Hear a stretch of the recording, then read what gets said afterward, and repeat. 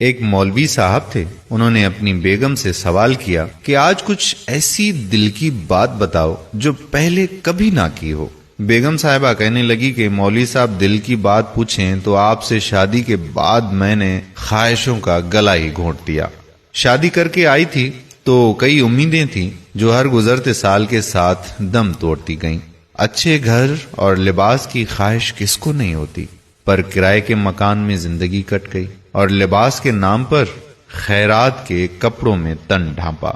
بیگم کے ایسے جواب پہ وہ تھوڑے خفا ہوئے اور کافی دیر بیگم کے چہرے کو دیکھتے رہے، پھر چارپائی سے اٹھ کے بولے کہ مانا کہ میں نے دنیا کی دولت نہ کمائی ہو، پر جو میرے اللہ نے مجھے عزت دی ہے وہ میرے لیے کسی خزانے سے کم نہیں ہے۔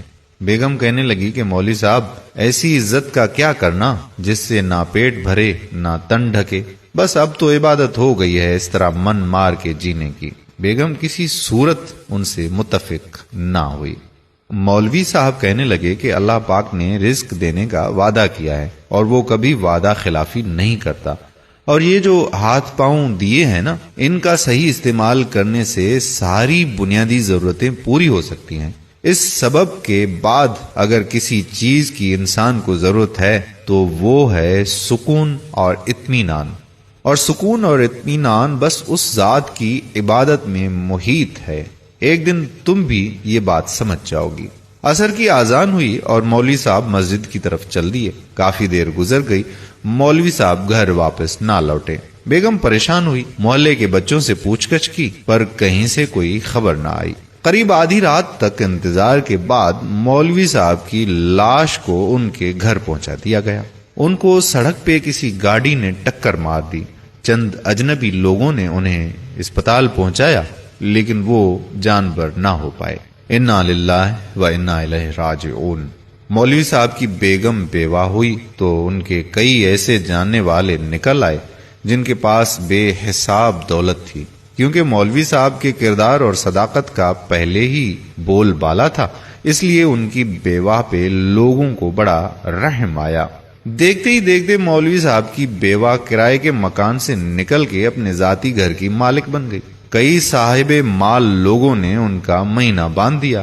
اب ان کے پاس گھر بھی تھا اور اچھا لباس بھی۔ زندگی چند ہی دنوں میں سکون میں آ گئی، پر ایسا سکون تھا کہ 5 وقت کی نمازی خاتون کی نمازیں قضا ہونے لگیں۔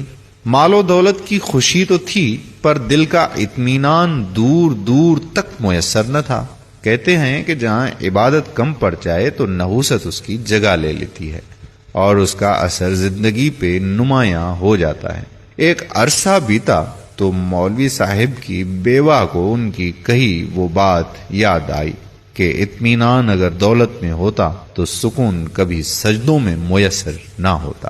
تو دوستو، اپنے دلی اطمینان اور سکون کے لیے ہمیں نماز کی پابندی کرنی چاہیے اور نماز کی طرف راغب ہونا چاہیے۔ اللہ پاک نے جو کچھ ہمیں عطا کیا ہے اس پر شکر ادا کرنا چاہیے اور زندگی اطمینان کے ساتھ بسر کرنی چاہیے۔ امید کرتے ہیں کہ آپ کو ہماری یہ آج کی ویڈیو ضرور پسند آئی ہو۔